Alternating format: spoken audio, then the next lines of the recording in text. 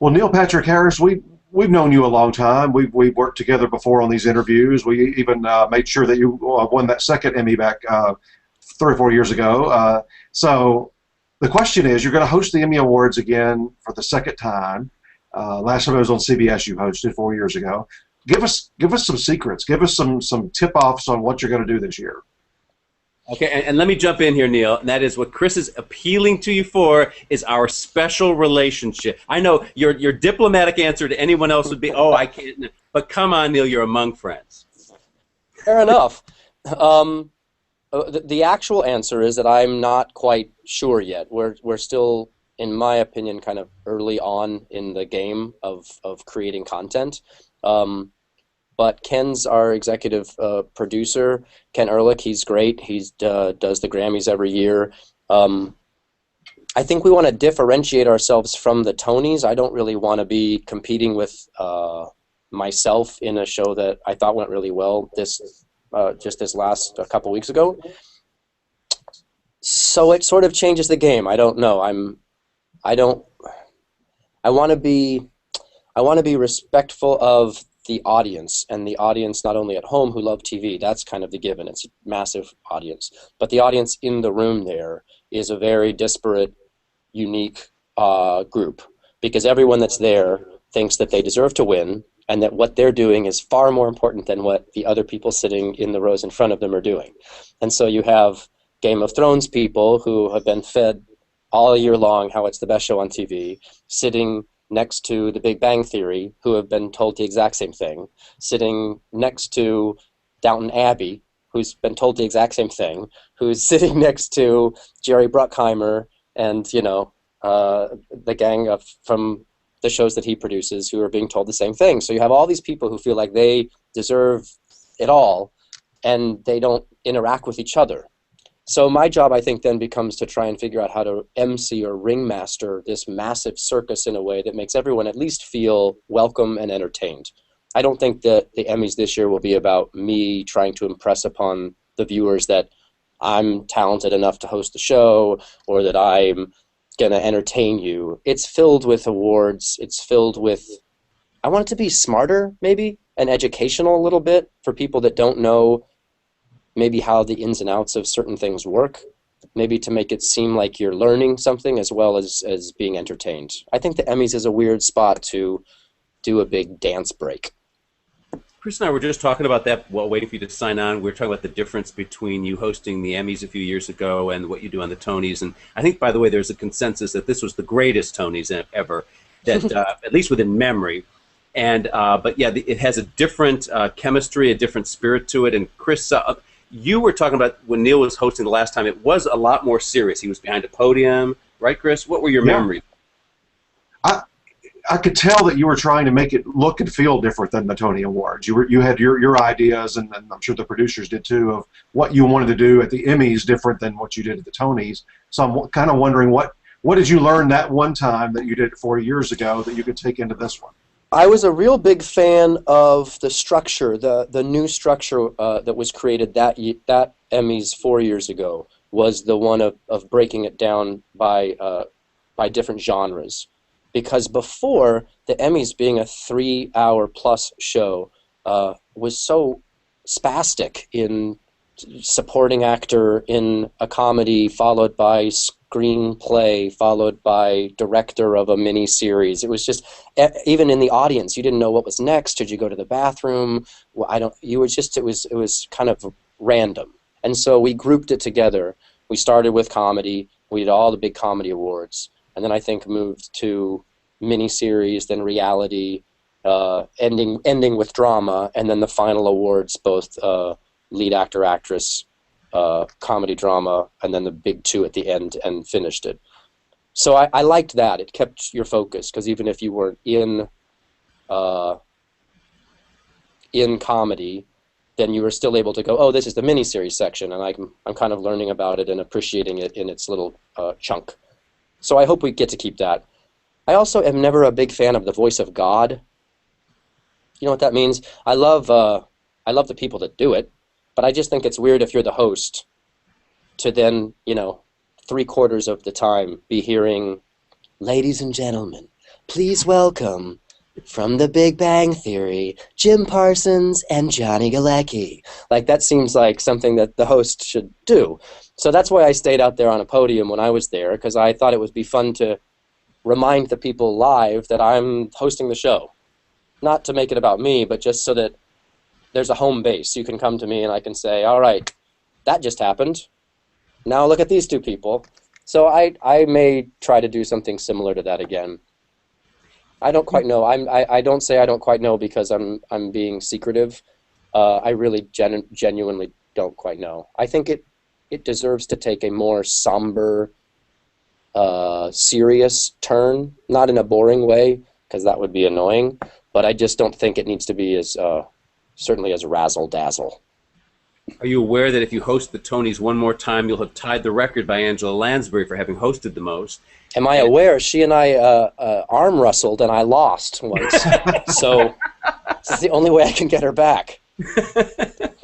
And she has a different style. You know, when Angela Lansbury, this is what I thought you meant by the voice of God, was when she hosts, she does it kind of like in a regal way. She's so beloved and respected. She's like queen on the stage. She doesn't try to make funny. She doesn't do the song and dance really, or much of it anyway. And that works in a crazy way. But then when you do the Tonys, you're kind of acknowledging the fact that this is stage performance art. We're honoring here. This is Broadway lights. So I'm gonna indulge in that here as host. And it works so well because you're a master of it. And I like what you're saying, that you appreciate the fact that the television medium is a little bit different, may call for something different. Yeah, for sure, and that's kind of what we're trying to suss out at the moment. I want to have some surprises that for sure that keep you interested, and I definitely want to have a couple, if not more, holy crap, did you see that? Did that really happen moments, just as water cooler, so that you can talk about it and make sure that you watched it. But I think that we have every right to honor the different genres and types of shows that are on the air, because now more than ever,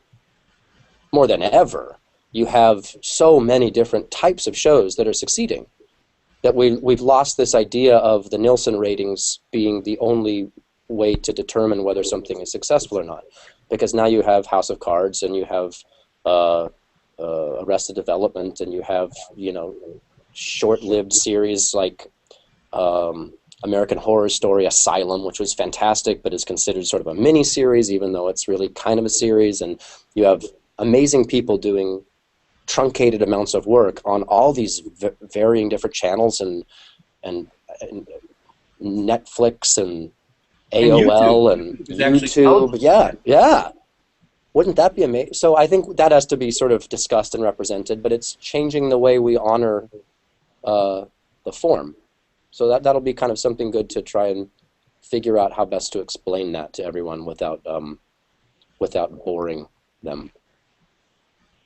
Yeah, I think the genre thing that all of you came up with, they've done that now, I guess, 3 years in a row. Your group started that, and that to me has really gelled the show together. I remember back, there was a year, if you want to just have another idea that's been done before that I really liked, Lorne Michaels produced the Emmys back in the mid to late 80s, just one time. But they did a thing where they grouped the type of category together. So, for example, a group of presenters would come out, you would introduce them, and they would do all the supporting actresses together. Supporting actress comedy, supporting actress drama, supporting actress movie. And it cut down on the number of presenters, too, because they did, you know, one group did 3 of them. So I really liked that. That was really cool. I like the idea of grouping presenters for sure, because it eliminates that potentially deathly awkward small talk that they have to do. And if you can have 2 great people do 2 or 3 awards in a row, you're saving time and saving face at the same time. As far as the grouping of the awards goes, my only thought as a producer of it would be that you do want to spread out the famous people throughout the whole show. So if you suddenly do all the supporting actors, bang, bang, bang, bang, you've lost a bunch of potential opportunity to space those out at least a little bit throughout the hour. But there might be something good about the grouping together. I think that's a cool idea. I still like what we did at the Tonys, and I pitched this to Ken, and I hope it's not out of line because we haven't come to a conclusion on it. But I like the idea at the Tonys during the commercial breaks, they keep giving out awards, and then they truncate those awards to the best 15 or 20 seconds of their speech, and then they air them during the live telecast as like the nice little succinct thing.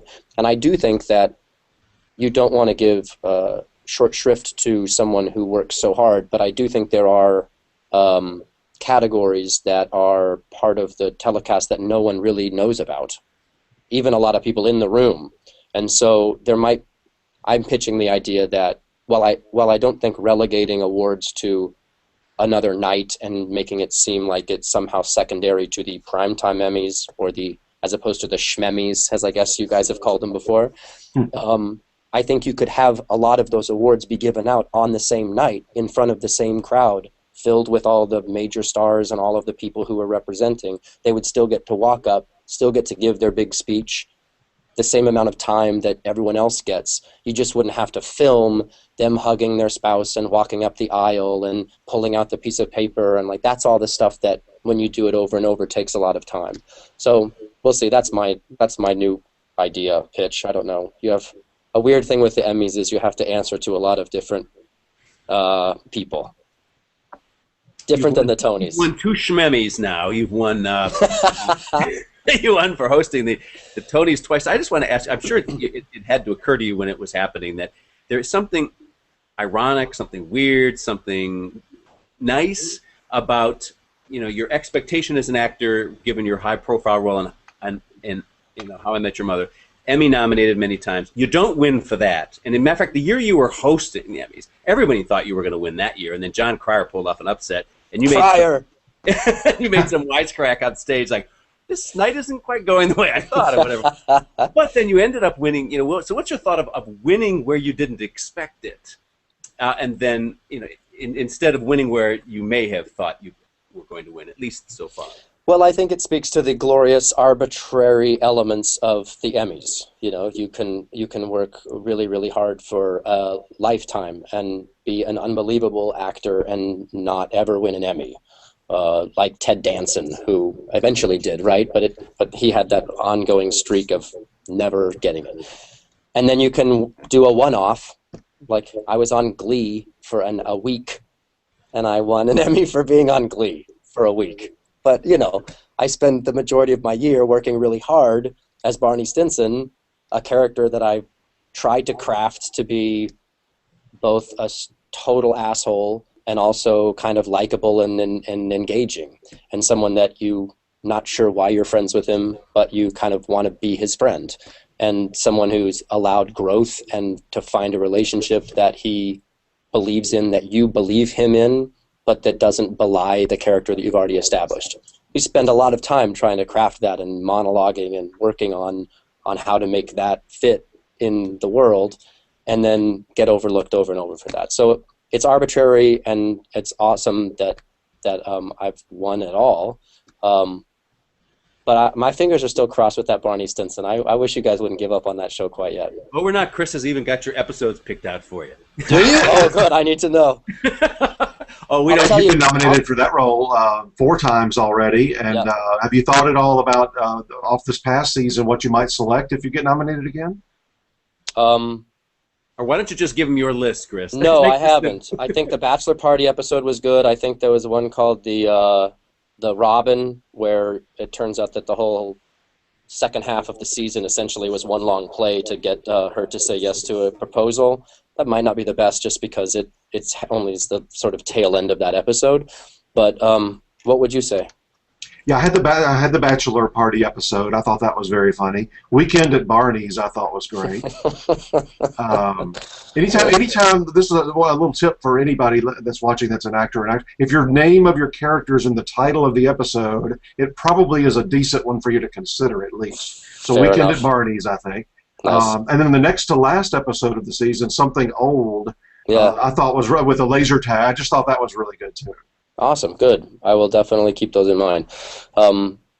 I think How I Met Your Mother season 8 was one of our best seasons of the entire series, and I've read a lot of things weirdly to the contrary. But I think their ability to have the ridiculous, over-the-top kind of comedy blended in and folded in with this real, sincere, sometimes emotional storyline that of Ted or Robin or loss or yearning. I think that's a unique thing to our show. So I'm still a big fan of it. And by the way, if you guys can give Kobe Smulders some love. I think Kobe, as Robin, has done week in and week out some of the best work I've ever seen. To watch her growth from season 1 to now is amazing. She's gorgeous, she's funny, she cries, she's serious. She's just fantastic. I'm really lucky to marry her on the show, and I wish she got more recognition. Well, I want to. That brings me to another question for next season. From what we're hearing, and I'm sure you could confirm this, but the whole series, the whole season, all 22, 24 episodes will be over the wedding weekend. That's pretty ambitious. It's very ambitious, but again, our show has sort of prided itself on its unique structure. And we've had shows that played out in reverse. We've had shows that played out as a murder mystery. We've had shows that played out, Act 1 was this, and Act 2 was the exact same thing, but in this room, and Act 3 was the exact same thing in this room, and if you literally put each act together, the same thing would happen, and the entrance and exits would match. So they're very, very good at doing that, and I think this idea, I mean, we know at the end of Season 8 that we meet the mother and that she's on her way to Farhampton for the wedding.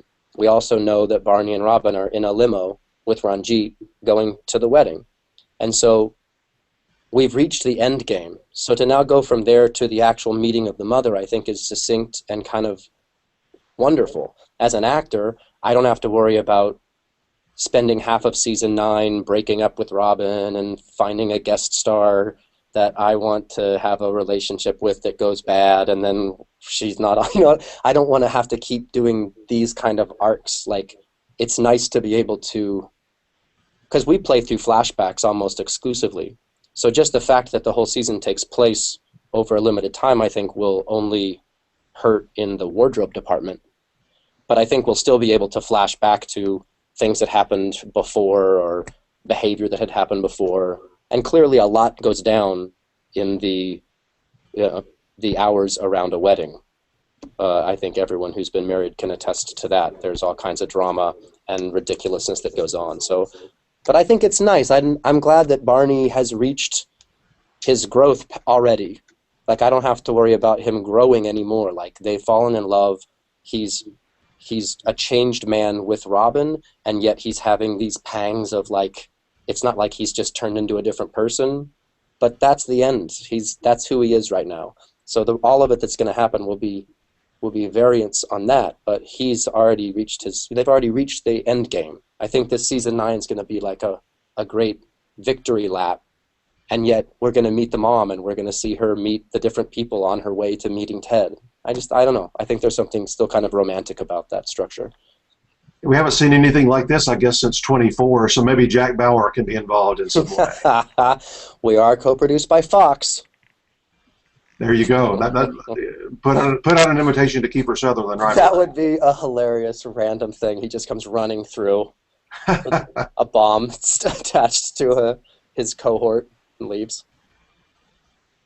Also, I was going to ask you back to the other weird thing about the Emmys, just based on timing, is that your Tony Awards from last year is the one that'll be up for the Emmy Awards this time.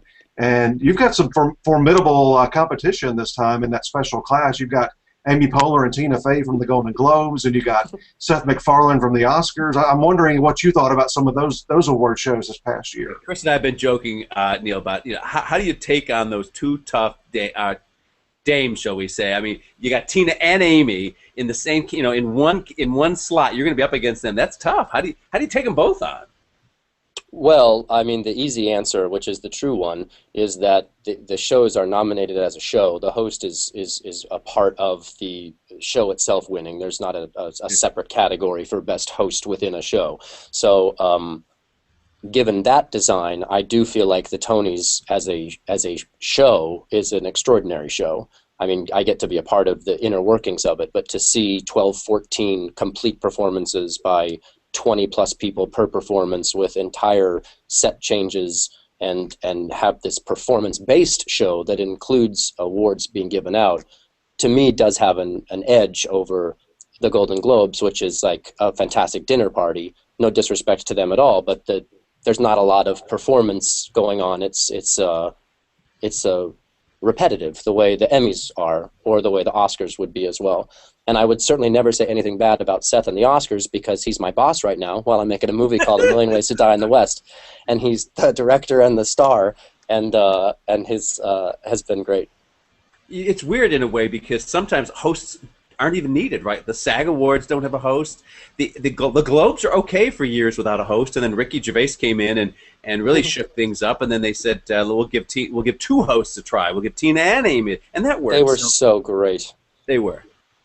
Yeah, it's the whole award show season is so strange because it's necessary, and yet it's just there's a lot of them, and they all happen one after another. So I think as a viewer, at a certain point, you reach your limit. Like you've seen everyone in their fancy dresses, and you've heard people give their nice speeches, but you know which shows you like, and so it's lovely to be nominated and you get to go, and if you win, that's awesome. But if you lose, you didn't really lose because you were nominated for a big giant award, regardless of the situation. So I think it's a good excuse for a party, and yeah, I don't know. We'll see what happens.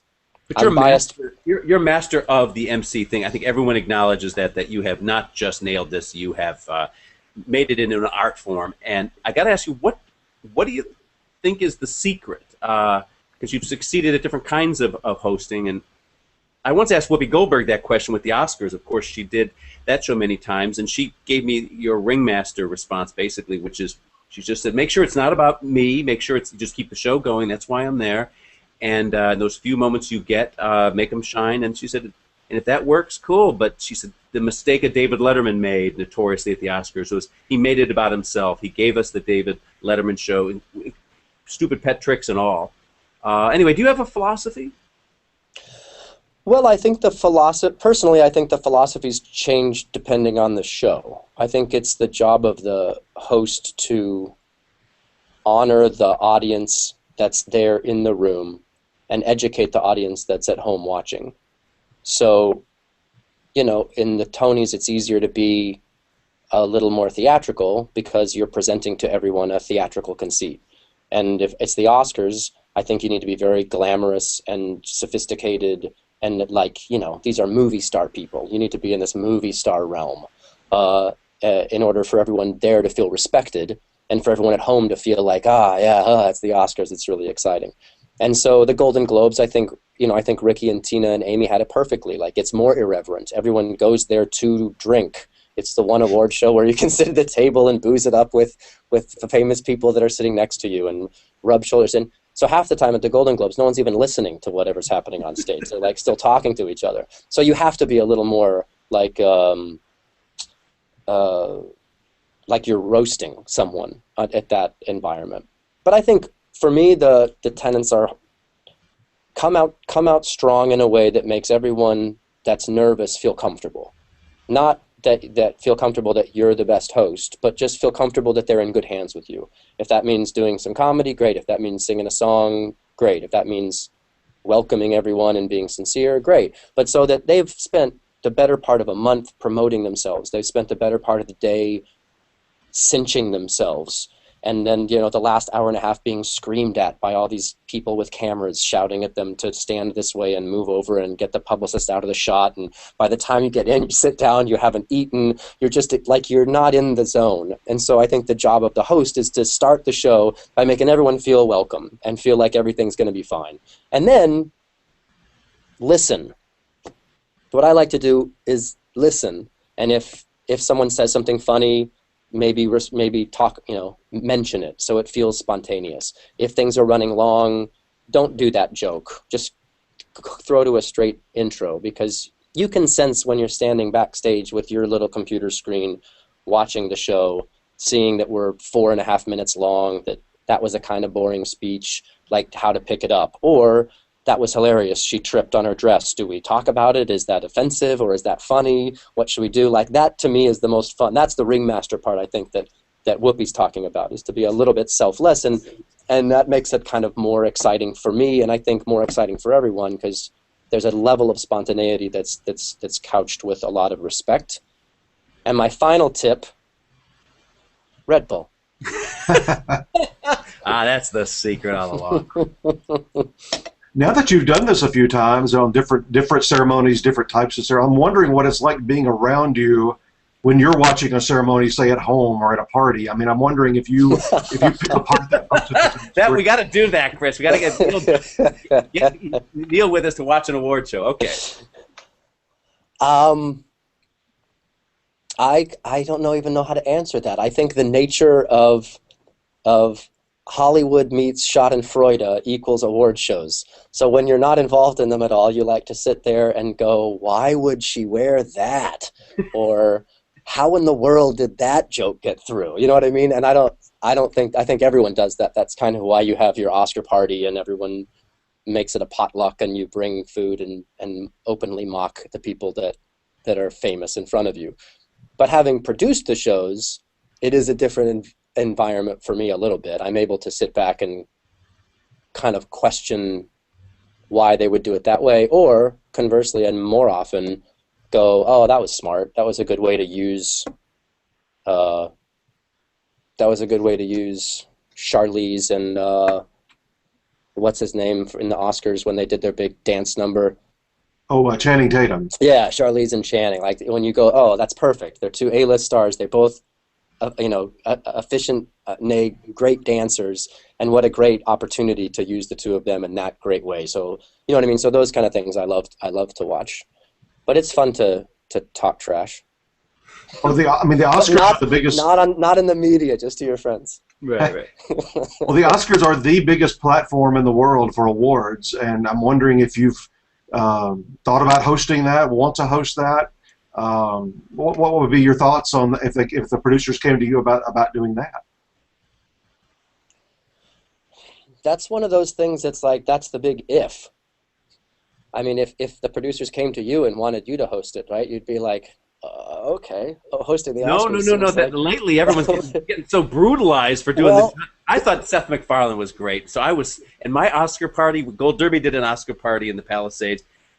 We had like 50 sophisticated, smart people there. Everybody in that room thought it was a triumph.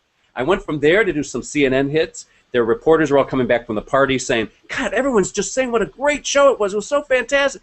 And then the snarky, bitchy blog of Spear took over, and he was getting brutalized. And there was this alternate reality, and I had to just think, wait a minute. I just heard from a lot of smart people that this was a great job, and then there was an entirely different reaction. So I think even when you do a good job, you're still a target at the Oscars. A major target, and especially at the Oscars, it's a massive target for people to say why they think that everything that you did right was wrong. But that being said, I've posted a few of them, and it certainly would be a bucket listy thing that I would probably jump at the chance to do. But again, that's by saying that, even to you guys, it sounds like I'm asking for the job, or if I say the opposite, it sounds like I'm dismissive of the job. You're the award show guy. It's the question to ask you, of course. Right, but my answer either way seems irresponsible. If I answer and say I really want to do it, and then I don't get asked, then that seems weird. Or if I really want to do it, then it looks like I'm trying to get the gig. And if I say I'm not interested, then it seems like I'm above it. So I'm sort of left in the middle. I know Neil and Craig, they were great producers last year. I knew Adam Shankman the year he directed it, and I was able to produced it, and I was able to be in the opening number there. I love award shows. I love all that stuff. It would be super fun to do someday, but exactly like what you said, there's so much scrutiny and so many people that have to make those kind of decisions. I don't frankly think that I have the motion picture clout that they look for in a host at the moment, but I can't lie and say that the idea of hosting three big shows in 1 year wouldn't be a cool idea as well. So who knows? Well, I think you're being modest too. I mean, once you've proven yourself on a big platform like the Tonys or the Emmys or whatever, I mean that's how Billy Crystal. I mean he did the Grammys. He hosted the Grammys a couple of times. And that's how the Oscar producers, I guess it was Gil Cates, said, okay, we know he can do it now, and he's been tested. Let's and I think he's probably maybe the best Oscar host there ever has been. Ellen DeGeneres, the same thing. She proved herself at the Grammys, the Emmys, and then she did Oscars, right? Yeah. Again, I can't speak for the people that make those decisions, but I certainly don't. I try not to do similar award shows in the same style.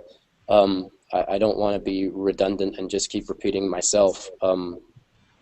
But that being said, you know, that they have whole teams that have lists that come up with reasons why, and I'm sure a lot of that has to do with getting a new demographic to come and watch it. You know, a big Seth's being involved, I'm guessing last year, was the younger male demographic that they're desiring to come and see the show, and they got great numbers, and that's kind of undeniable. So I don't know that I come with a great amount of newness. I just come with an awesome amount of Neilness. So we'll see what that gets me. What would you do if you had the job, Neil? What would you do? Especially with that opening number. I think the one criticism of Seth MacFarlane, I believe, that is accurate, and it's not Seth's fault. I think they simply gave too much time to that opening number, which I think worked, but it went on and on. The whole William Shatner bit, blah, blah. What would you do differently or put your stamp on an Oscar hosting if you did it? I thought Seth's opening was hilarious. I thought it was very much in his voice, and it was very clever and sharp. I'd probably angle more Fred Astaire, and I don't mean dancing-wise, but I just mean I've always thought the Oscars were like the classiest, fanciest event of the year, and you get like those untouchable stars sitting in front of you in close-ups and as presenters, and perhaps even being part of the show in a way that you don't get to see. You only get to see them in giant movies. You know, when you get to, there's Angelina Jolie and there's Brad Pitt and there's Tom Hanks. Like everyone's there. It's like everyone's there, and so I think there's a level of honoring the night in a hyper classy way. Black Ties and Tails, Magic Castle, Sleep No More. That kind of like old school, grand, isn't this the biggest night of the year kind of way. So that's probably what I would angle towards if I was doing it, is just to make sure everyone felt like it was very, very classy and fancy, and the party, you've got to be a fly on the wall because it's like the best party of the year. I think, too, the best Oscar ceremony, I think, in the past decade was the one Hugh Jackman hosted, and he did a wonderful job, but I think it was because of several elements, but one of them being, when you're in a theater like that one or the Nokia where you're going to do the Emmys, they're so cavernous. I think your jokes get lost, or the host jokes get lost. The whole momentum sometimes gets lost, and the way that they that Bill Condon and was it Bill Mechanic that did with Hugh Jackman and had that audience so close to him, I just thought that was wonderful. Yeah, I loved the way that whole show looked. It was a very beautifully staged one. Was that the first one where they had all the nominees stand and talk to the people that were about to get? One thing that didn't quite work. Yeah, but it was interesting they tried it. Yeah. No, I disagree with you. I think it may not have worked as successful in subsequent years because it had already been done once. But I think there was something wonderful about giving every nominee their moment to shine, and instead of just their close-up, instead of, you know, the nominees are, and just show them nervous, like you got to see someone that's a peer of theirs or someone that they're in admiration of speak kindly about them. I mean, that's almost an award right there, and that's something that they'll remember their whole life. And so whether they win or lose, it's not just about a bunch of people who've holding up a trophy. I really kind of liked that honor. That would be very, very difficult to do the Emmys, obviously, because you have so many acting categories. But one thing that's always bugged me at the Emmys... You could do a parody thing. That would be funny, actually. You could just do a whole weekend ceremony and do it over like a 48-hour period. Yeah, yeah.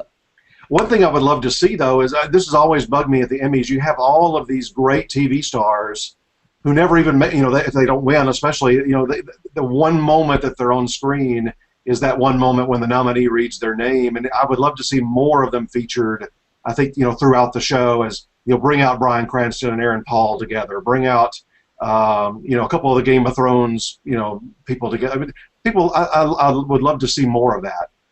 Just the people in general, or the people like doing something specific? Well, you're honoring the year in TV, bringing out more of the nominees that that you would like to highlight from the year in TV. I think that would be, rather than just the hot news star on the new show that ABC wants to promote, or whatever it might be. Fair enough. Bringing up on stage more of the nominees even as presenters. Yeah, it's weird to see two weird actor people that wouldn't normally stand next to each other, standing next to each other trying to do comedy. Yeah, I agree with that.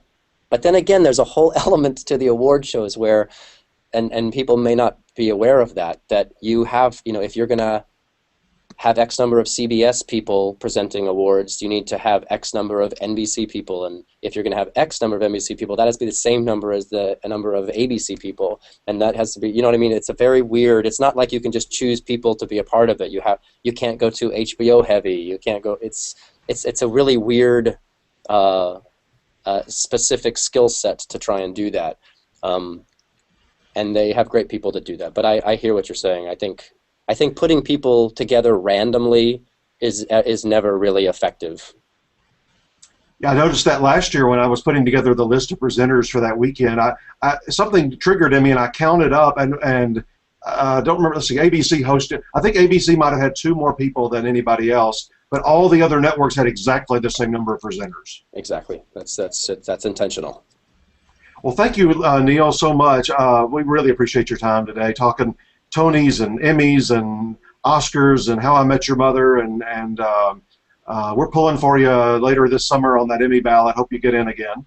Thanks, man. I really appreciate it. Thanks for having me on this, and thanks for giving me tips. If you have any more suggestions about the Emmys, I'm not saying that. Door, Neil. No, I'm not saying that glibly. Like, we are literally actively right now coming up with that stuff.